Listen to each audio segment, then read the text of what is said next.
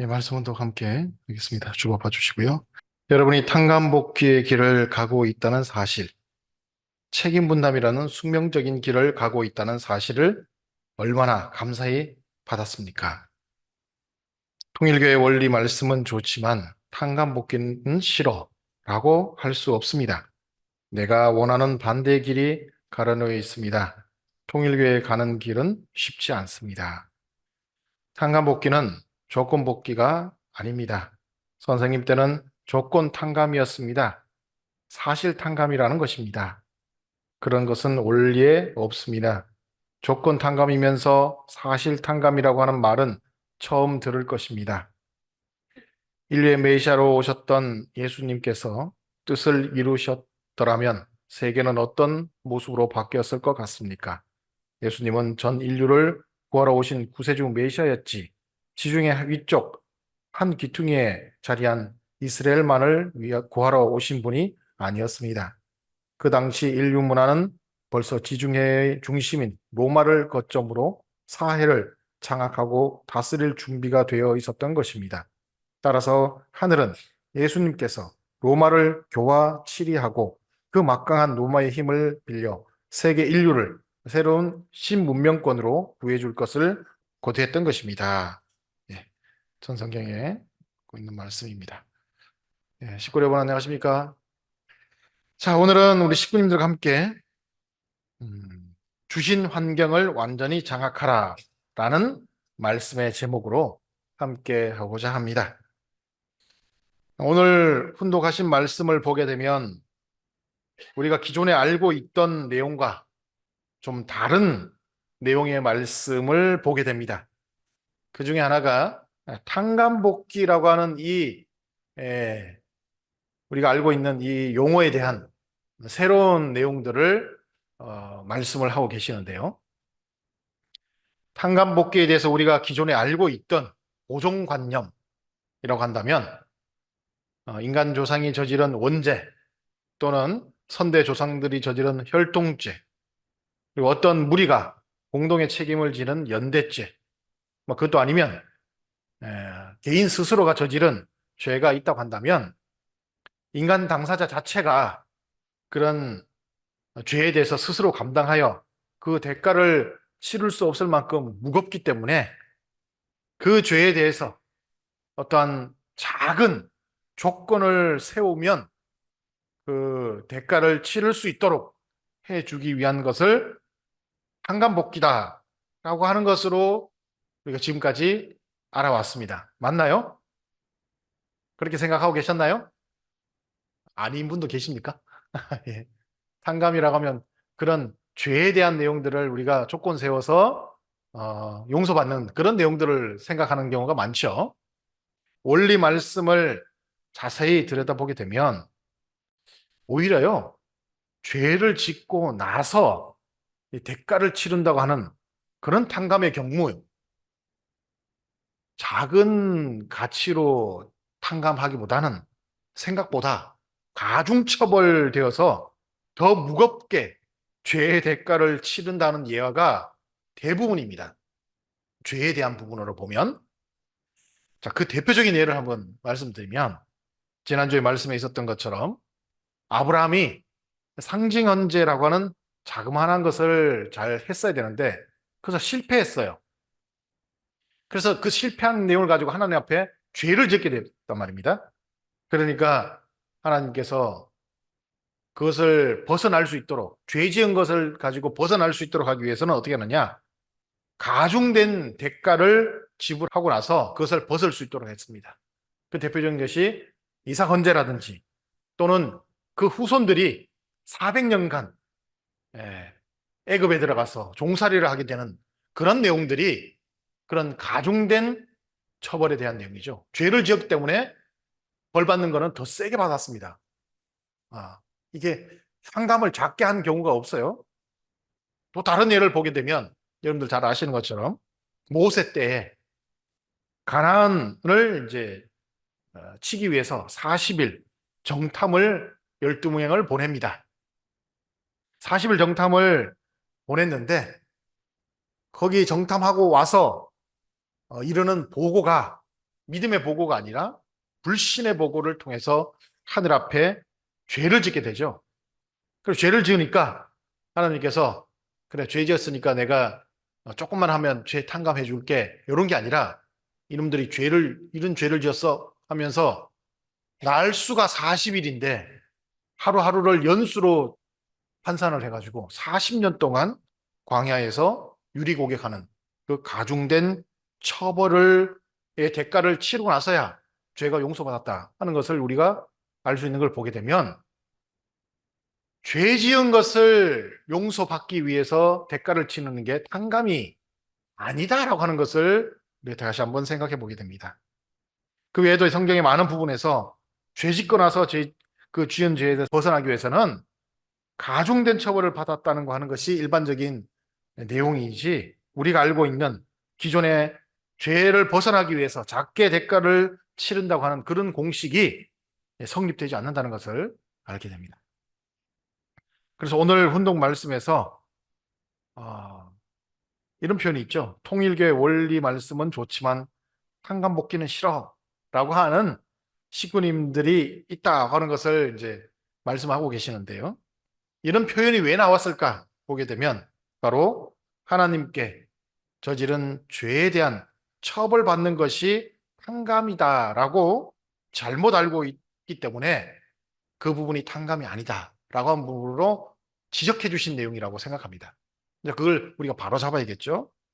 따라서 우리가 잘못된 고정관념의 탕감에서 벗어나지 못하기 때문에 하나님 우리에게 탕감이라고 하시는 것이 사실은 정말 감사한 내용인데도 불구하고 잘못 알고 있다 보니까 탕감이 힘들고 어렵고 왜 우리한테 이런 걸 주세요라고 하는 것으로 잘못 알고 있다라고 하는 부분으로 그 부분도 지적하고 계신다고 생각합니다. 자, 그래서 중간에 있는 우리 훈독 말씀을 보게 되면요, 탕감에 대한 정확한 의미를 다시 알려주는 그런 내용이 있습니다. 그 내용이 조건 탕감, 사실 탕감이라고 하는 말씀에 대한 내용이 나오죠. 기존에 우리는 조건 탕감이라고 하는 의미를 우리는 잘 압니다. 근데 사실 탕감이라고 하는 부분은 좀 생소한 부분이 좀 있어요. 그렇죠? 자, 조건 탕감에 대해서 한번 우리가 생각해 보면 이런 부분이죠. 무언가 우리가 실제적으로 이렇게 해야 되는 내용이 있는데 무언가 상징적으로 뭔가를 행하면 그것으로 족하다고 하는 인식에 대한 내용이 조건 탕감이라고 하는 부분으로 우리가 지금까지 알고 있었던 내용입니다. 맞나요? 예를 들어 보겠습니다. 예를 들면, 자, 오산 복귀를 어떻게 하는 거지? 그러니까 오산에 있는 시민들을 다 전도하면 오산 복귀다. 이게 실체적인 거잖아요, 원래는. 그런데 이걸 어떻게 하지? 다들 하니까, 언제까지 오산 복귀를 해라. 그러니까 다들 막 이 마음이 조급한 겁니다. 그러니까 조건을 세워야지. 그래서 오산 시장님을 좀 섭외를 해봅시다. 해가지고 오산 시장님을 섭외를 합니다. 섭외를 해서 참부모님이 주관하시는 어떤 성적인 그 행사하는 장소가 있으면 거기에 인도해가지고, 자, 오산 시장 왔습니다 하고 인사 한번 사람들에게 시키고 참부모님께 인사시키면 그것으로서 오산시를 복귀했다고 하는 내용으로 간주를 해주겠다. 이렇게 하는 게 일반적으로 우리가 알고 있는 조건 탕감에 대한 부분이겠죠. 그런 내용도 우리가 많이 했지 않습니까? 그런 부분. 또는 과거에 참 아버님 지상에 계실 때 그때도 참 아버님께서 430가정 종족 메시아 사명에 대해서 말씀을 많이 하셨습니다. 그것을 하고 기원절을 맞이해야 된다. 그런데 식구님들 솔직히 그때 당시에 엄두가 많이 안 났어요. 어떻게 할까? 430가정을 어떻게 복귀를 하지?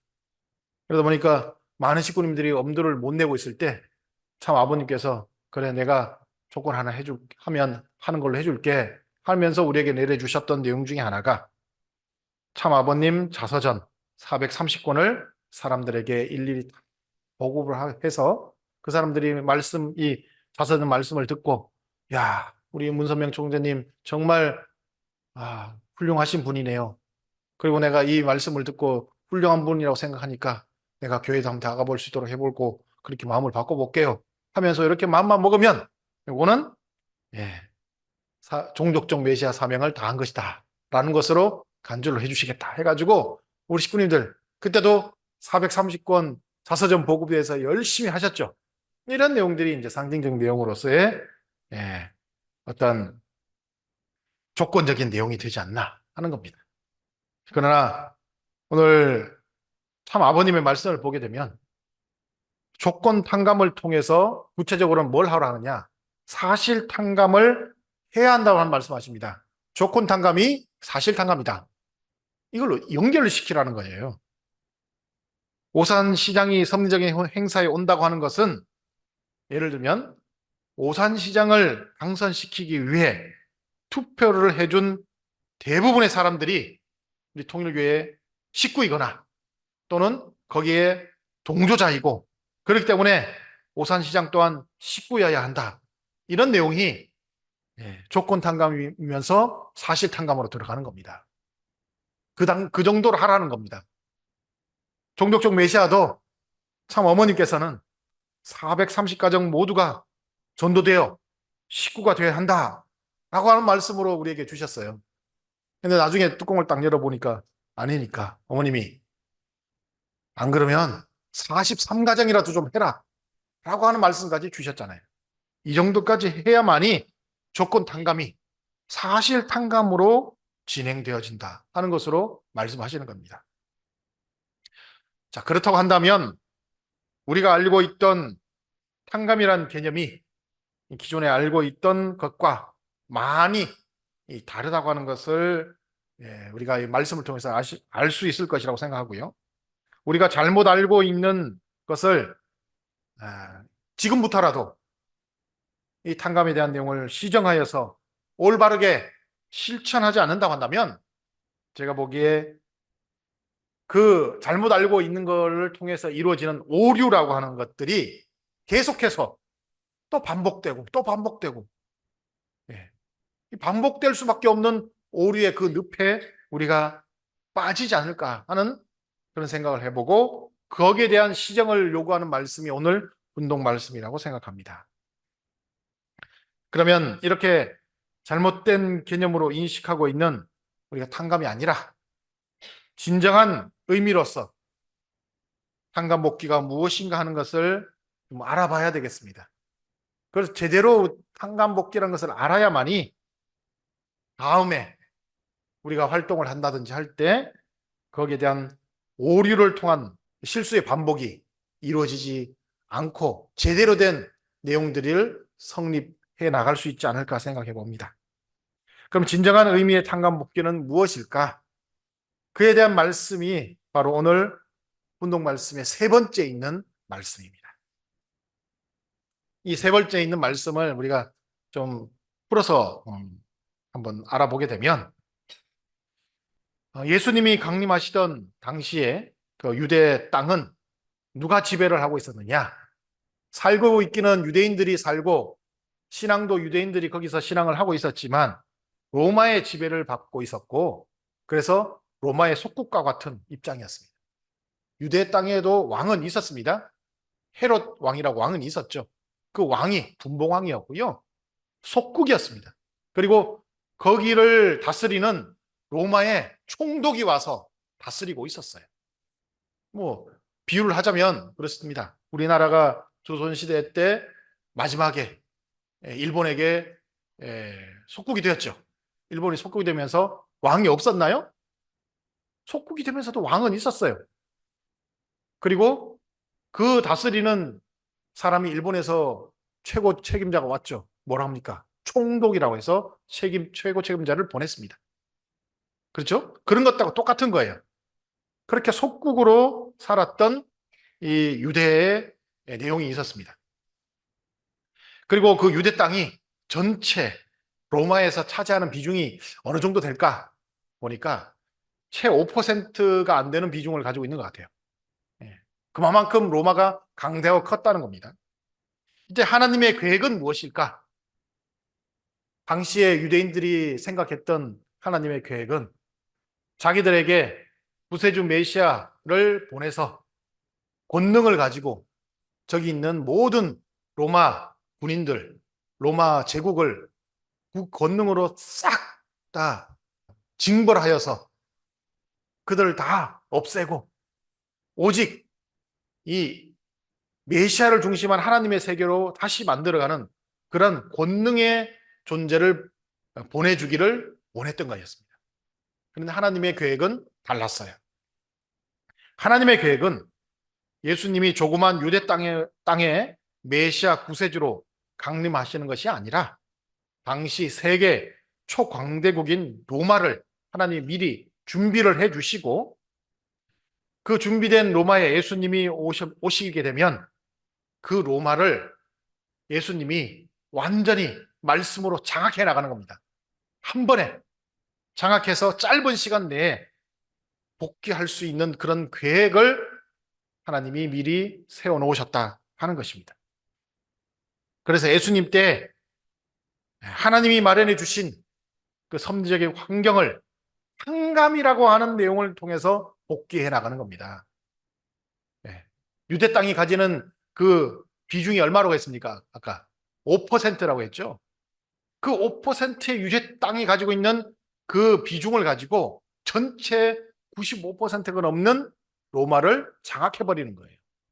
이게 원래 하나님이 원하셨던 탕감이라고 하는 개념이에요. 탕감은 이렇게 하는 겁니다. 그리고 그 계획을 위해서 준비된 중심 인물들이 있었습니다. 유대 땅을 위해서 준비했던 중심 인물. 누굴까요? 예수님을 보좌하는 유대 땅을 위해서 준비한 중심 인물. 세례 요한이죠. 이 세례 요한이 하나님이 준비한 중심 인물로서 안시일에 이 유대 땅을 다 차지해서 하나님이 섭리하는 그 유대 나라로 만들고 또 로마를 위해서 준비했던 인물이 원래 있었어요. 근데 그 인물은 예수님이 십자가에 돌아가시고 나서 역할을 했습니다. 누굴까요? 바울이죠. 저는 예수님이 살아계시면서 바울이 예수님을 만났다면 섭리가 어떻게 됐을까? 참 궁금한 내용도 있습니다. 자, 그렇게 역할들을 하는 사람들이 있었다고 한다면 오늘 분동 말씀에 있는 것 같이 하나님이 계획하셨던 그 내용을 탕감이라고 하는 내용으로 일시에 장악해서 하나님 나라를 건설할 수 있지 않았나 생각합니다. 이렇게 볼 때 탕감복귀라고 하는 것은 그리고 그의 진정한 의미는 하나님이 환경을 조성하는 95%의 책임 분담을 해주시면 5%의 책임 분담으로써 인간이 그 95%를 단숨에 그 환경 전체를 장악해서 하늘의 것으로 만들어가는 것이 탕감복귀라고 하는 것을 오늘 말씀을 통해서 알려주신 겁니다. 그래서 두 번째 있는 말씀에 조건 탕감이면서 사실 탕감이라고 하는 이 내용이 무슨 의미인지를 여러분들이 알아셔야 돼요. 조건적으로 이것을 했을 때 그것을 가지고 전체를 다 장악할 수 있는 겁니다. 5%만 하면 나머지 전체를 장악할 수 있는 그 힘을 가지는 것이 실제로 탕감복귀라는 거예요. 탕감 아니고요. 탕감복귀. 우리가 정확하게 알아야 됩니다. 근데 우리가 모든 것을 탕감하면서 잘못 알고 있는 내용들이 있었다고 하는 것을 앞에 말씀드렸죠. 식구 여러분, 오늘 우리는 탕감복귀라고 하는 그 용어의 개념을 다시 알아보는 시간을 가졌습니다. 이 내용이 교회의 내용만은 아닐 거예요.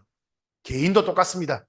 내 개인이 어떻게 탕감복귀할 것이냐 한번 생각을 해봐야 됩니다. 특별히 그 탕감복귀에 대한 가장 큰 경험을 하신 분들이 제가 알기로는 우리 일본 선교사분들이라고 생각해요. 자, 일본에서 한국으로 오셨어요. 근데 한국에 와서 남편을 만나 보니까 아직 복귀되지 않은 가정이야. 이 복귀되지 않은 가정, 이걸 어떻게 복귀할까? 내가 가지고 있는 5%의 이 책임 분담을 가지고 하나님이 만들어주신 이 환경 전체를 싹 내가 장악해야 되는데 그걸 어떻게 할까? 이 생각을 하는 것이 한간복귀라는 겁니다. 근데 우리 일본 식구님들 많은 분들이 오류를 가지고 잘못 생각한 게 뭔지 아세요? 아, 죄가 많은 일본에서 이렇게 한국에 왔는데 내가 탄간복귀하려면 핍박받으면서도 꿋꿋하게 견뎌내는 것이 내가 탄간복귀하는 거구나. 잘못 생각한 겁니다. 그게 아니라 장악을 해버려야 된다는 거예요.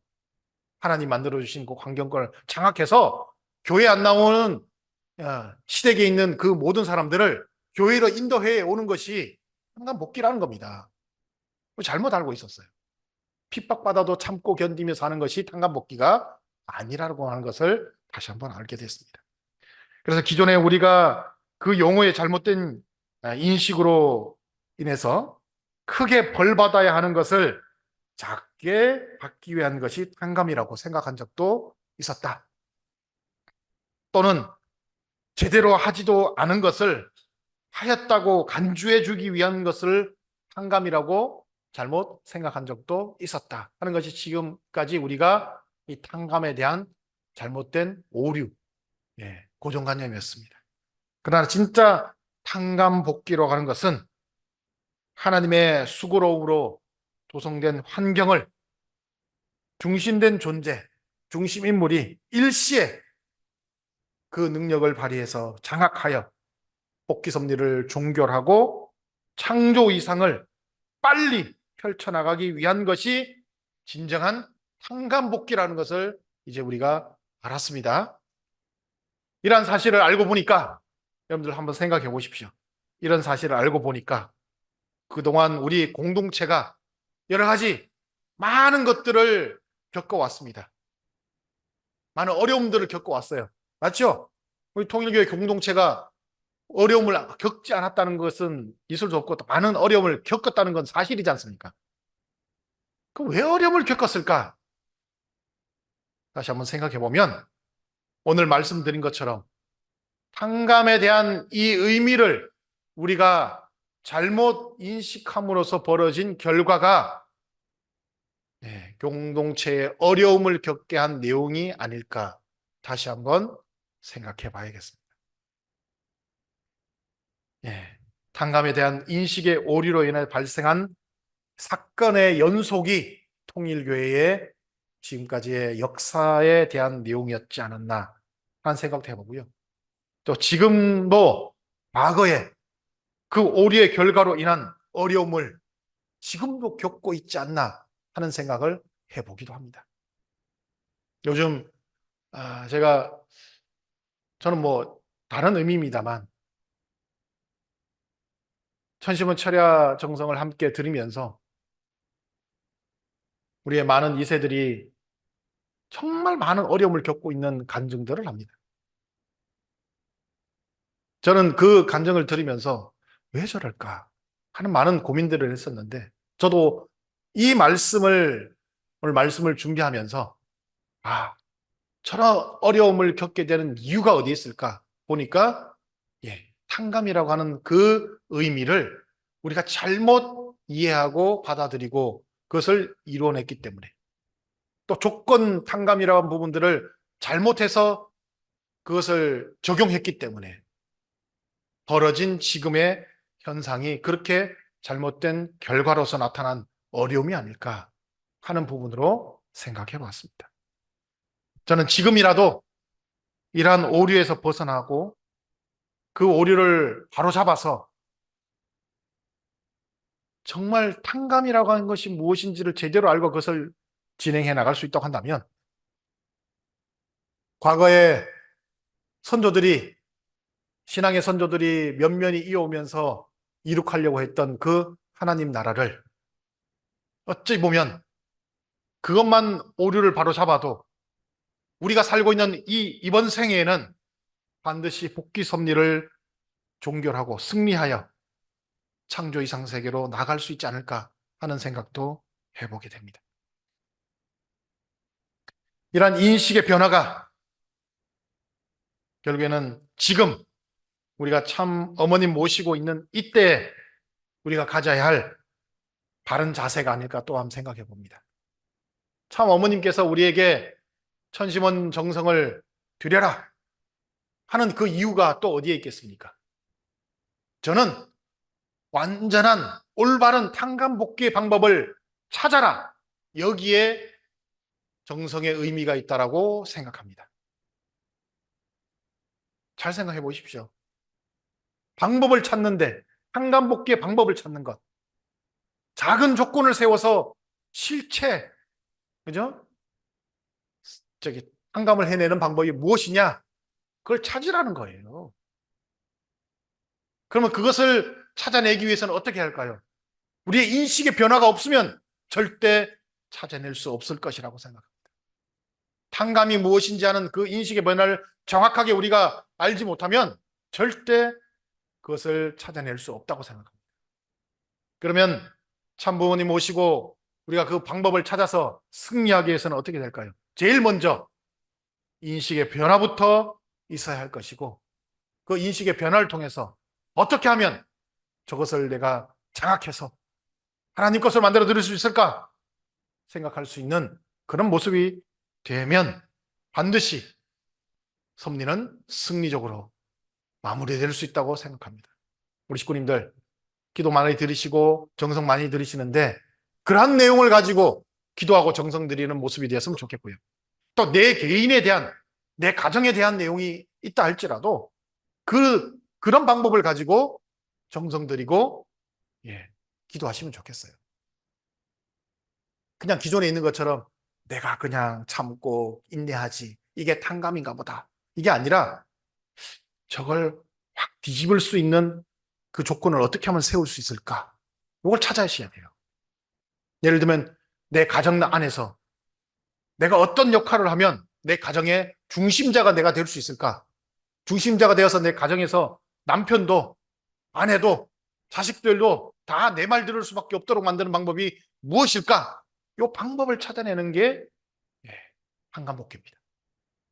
그래서 그것을 실행해서 진짜 뒤집어야 되는 거예요. 이게 탕감복귀예요. 그것을 우리가 실패하면 어떻게 됩니까? 다음번에 다시금 그 기회를 맞이할 때까지 정말 고생하는 겁니다. 그것을 이루지 못한 죄에 대한 벌인 거예요. 성경을 보시면 그렇게 나옵니다. 그렇죠? 아까 제가 말씀드렸던 우리 신앙의 조상들이 벌 받았던 이유가 뭐예요? 그것을 장악해 나가는 과정들을 실패했을 때 다시금 그 기회를 맞이할 때까지 걸리는 시간을 마음 졸이면서 고생하면서 그것을 다시금 세우는데 걸렸던 죄에 대한 벌이었습니다. 그래서 여러분들도 내 가정부터 종족부터 교회 전체에 대한 내용까지 이런 마음을 가지고 우리가 정성을 들여서 반드시 탕감에 대한 승리를 이뤄낼 수 있는 식구님들이 되어 주시기를 기원합니다.